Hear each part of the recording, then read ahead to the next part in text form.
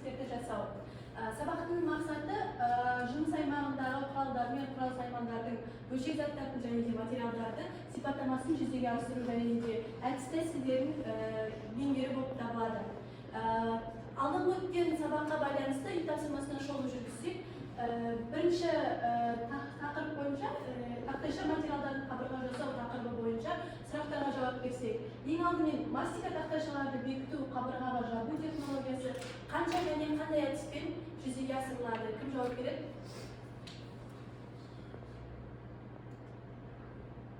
Ерхан?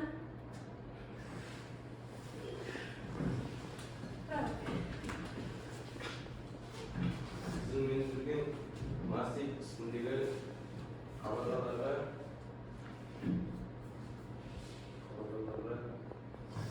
Қанша әдіспен жүзеге асырылады? екі әдіспен отырады. Монтаж парақтары және қандай парақтарда орнатылады? Кім жауап береді? Сызбалық сызба парақтарда және кептіргеннен кейінгі үш бұрышта сілмей парақтарда орнатылады. Ол парақтарда орнатылады. Дұрыс, отырады. Және де өмірде көрдіңіздер ме деген тақтайша материалдары және де қабырға жасау жүзеге асырылған кезде қандай жерлерде осы тақтайша материалдар жүзеге асырылады?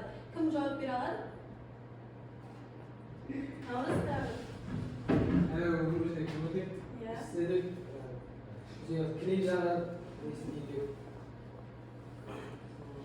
қабырғалар жасау жүзеге асырылады. Жалпы тақтайша материалдары көбіне емхана немесе оқу орындарында, үйлерде де, ас үйлерде және де едендерде жабу арқылы жүзеге асырылады, жабыстыру арқылы. Енді бүгінгі біздің жаңа тақырыпқа байланысты тақтайша арасындағы тесіктерді жасау.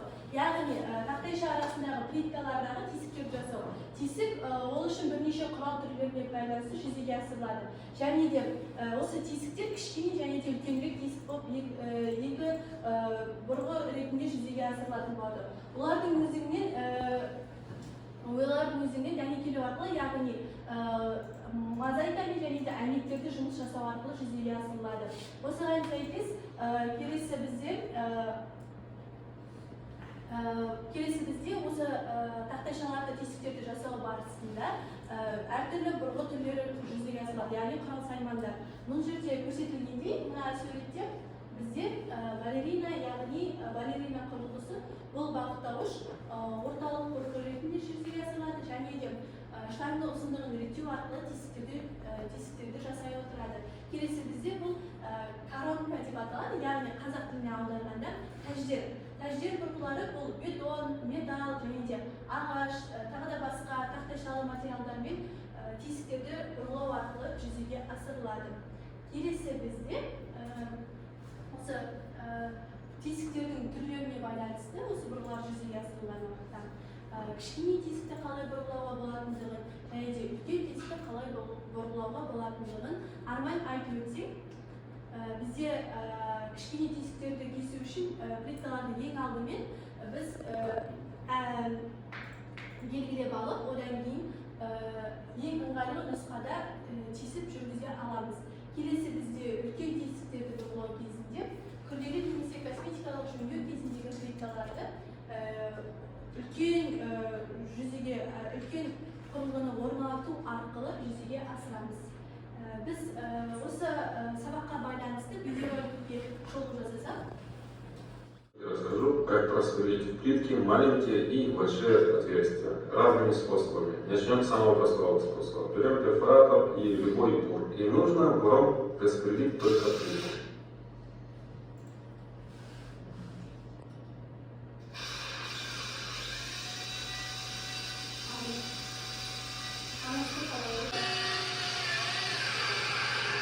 После того, как вы просверлили плитку буром, вам нужно перейти в режим самого перфоратора и пробить нужную вам глубину.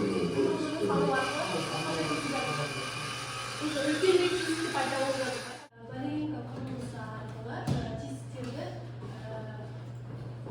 жүзеге асырылып жатыр. Осы тесіктерді жүзеге асырылғаннан соң, яғни біз қажетті өзімізге арналған тесікті жасап болғаннан кейін құрылғының қозғалысын төмен, яғни қозғалысын бәсеңдету арқылы біз құрылғыны өз орнына яғни келтіріп жасауымыз керек. Яғни біз қозғалыстың дәл қандай қозғалыспен жұмыс жасап жатқанын дәл солай біз құрылғыны плиткадан алатын болсақ, онда біз жарақат немесе басқа да жарақат алуымыз мүмкін, немесе плитканың плитка бізге жарамай қалуы мүмкін жүзеге асырылған уақытта. Және қазір көрсетіліп отқандай қозғалыстар бәсеңдеп міне алынды, плиткадағы тесік жүзеге асырылды.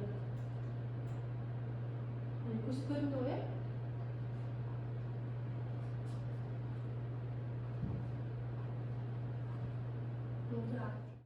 Беткі беттегі тесікті жүзеге асырғаннан кейін енді плиткамызды артқа, яғни керісінше айналдырып, біз артқы жағынан да біз тесік жасаймыз осылай. Жаңа айтып өткендей қозғалысты бәсеңдеу арқылы тесіктің ортасындағы құрылысты жүзеге асыра аламыз.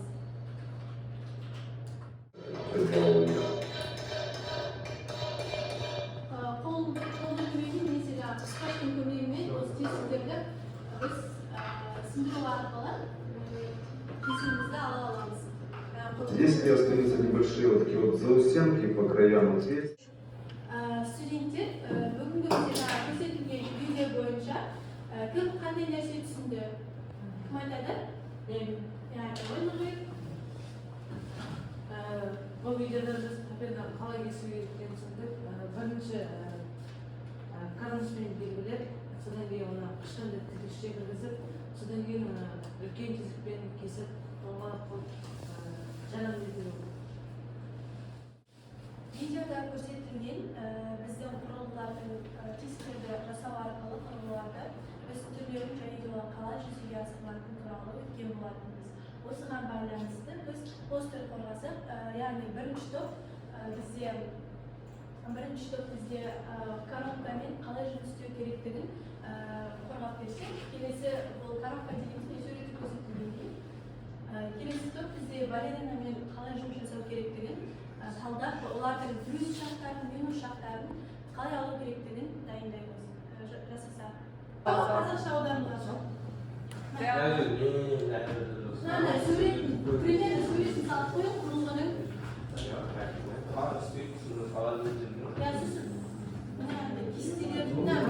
сіздерде коробкамен жұмыс істеу, яғни коробкамен жұмыс істеудің плюс шақтарын, минус шақтарын және де кішігірім сипаттамаларын жазып, кесте арқылы жазып көрсетсеңіз болады. Қалай жұмыс жасау керектігін, қалай жүзеге асырылатындығын кесте арқылы немесе суреттерін қою арқылы олардың плюс шақтарын, минус шақтарын, қай жерлерде қолданылатындығы туралы мәліметтер жазып қорғап берсеңіздер.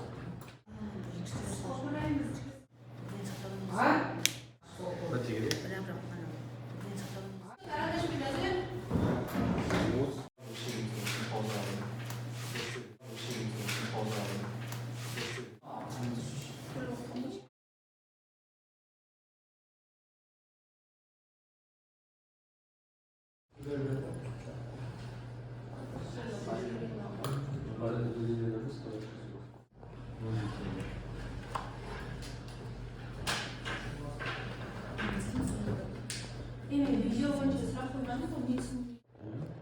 Квадрат салып жүріп, соң үшін жасайды.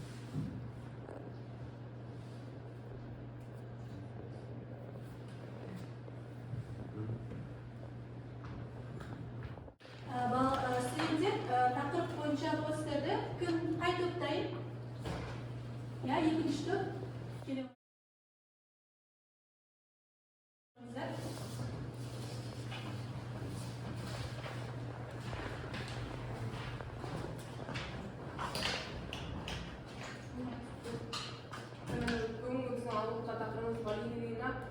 құрылғысы. Негізгі құрылғылау мен бүйір арасындағы қашықтықтың радиусы болатын ескере отырып, краненттегі қажетті ұзындықтарды сырғыту арқылы жұмыс жасаймыз және сызғышпен өлшеп алсақ болады. Және де орталық құрылғылауда тесіктің ортасына орнатуымыз керек. Құрылғының мақсатын ұстап, төменгі жылдамдықпен бұрғылауымыз қажет. Төменгі жылдамдықпен бұрғылап жатқанда қозғалып кетпеуін қадағалауымыз керек. Орталық жұмыс барысында плитканың бетіне су сулау арқылы жұмыс жасауымызға болады.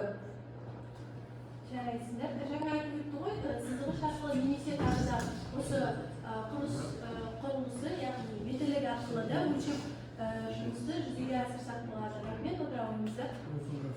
Екінші топ бізде балерина туралы қалай жұмыс жасау керектігін жақсы қорғап берді.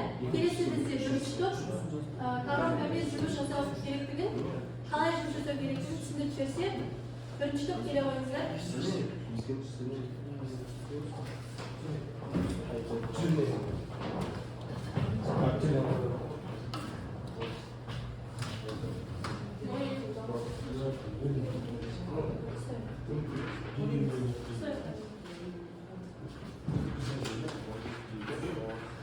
Біздің алған тақырыбымыз коронкамен жұмыс істеу. Бұл коронкамен жұмыс істеу, коронкамен жұмыс өте жеңіл қысыммен, түбімен, жылдамдықта бастаған дұрыс. Плиткаларды үнемі сумен ылғалдап отыру, әйтпесе ол жарылып сынып кетуі мүмкін. Екіншіден, осылайша сіз гауһар тас ерте тозудан сақтайсыз. Үшіншіден, бұрынғы процессорден шам ұшпайды. Яғни біз құрылғыны жұмыс жасау барысында шаң ұшу және де басқа да жұмыстарды төмендету үшін құрылғыларды гауһар тас элементтермен жүзеге асыра аламыз. Және де Наурыз айтып өткендей, біздің тақтайшамызды әрдайым сулы ылғалды мақтамен, яғни сулы орамалдармен сүрту арқылы жүзеге асырамыз. Жауабыңызға рахмет көп. Бүгінгі қорғаған постерлеріңізге сәйкес бізде бірінші топ өздерінің қорғау тәсілі арқылы балеринамен жұмысты қалай жүзеге асырылатынын және де оның жақсы жақтарын және де жаман жақтарын аша білді. Бізде екінші топ коронкамен жұмысты қандай нәрседе біз тақтайшаларды қорғай алатынымызды, яғни оларды жүзеге асырылған уақытта жұмыс жасау уақытын төмендетуді және де осы құрылғы арқылы қалай жұмыс жасау керектігін нақтылай түсіндіре алды. Рахмет көп. Келесі бізде сабақты қорытындылай келсек, осы сабақ бойынша біз кім қалай түсінді, кім не түсінді, сол туралы айтып өтсек, кім айтады? Жалпы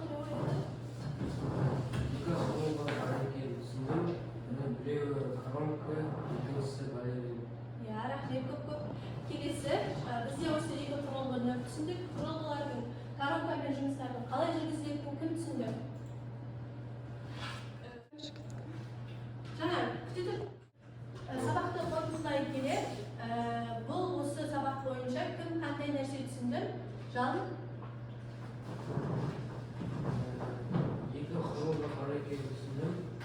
Біреуі коронка, екіншісі балерина. Молодец. Келесі бізде осы коронка бойынша жұмыстар қалай жүргізілетіндігін кім түсінді? Коронкамен жұмыс барысында оларды сулап тұру керек. Және де жұмыс барысында оларды пайдаланған кезде қозғалтқышын жаймен сұрап істеу керек. Келесі бізде балеринамен жұмысты қалай жүргізу керек? Тесіктер жасау барысында. Наурыз? Оның бірінші жаймен өлшеп аламыз, сосын құрылғыларды метрлікпен өлшеп аламыз, сосын оны жаяу және тесеміз. Рахмет көп. Сабақты қорытындылап бағалай келсек, бүгінгі сабақта жақсы көзге көрінген бізде Маринаға өте жақсы деген баға қоямыз, Наурызға да өте жақсы деген баға қоямыз, келесі Ерханға жақсы деген баға қоямыз. Сабаққа қатысқандарыңызға рахмет, сау болыңыздар. Бүгінгі сабаққа қатысқан бізде Маринаға өте жақсы деген бағалау беремін, Наурызға өте жақсы деген баға, Ерханға жақсы деген баға беремін. Және бүгінгі бізде үй тапсырмасы интернет желісінен тақтайшалардағы тесіктерді жасау құрылғылары және де оларды қалай жасайды, қалай жүзеге асырылатыны туралы мәлімет жазып келеміз. Рахмет, бүгінгі сабаққа қатысқандарыңызға рахмет, сау болыңыздар. Видео түсіргізбедің ғой? Для того, чтобы сделать одно отверстие. Постоянно делают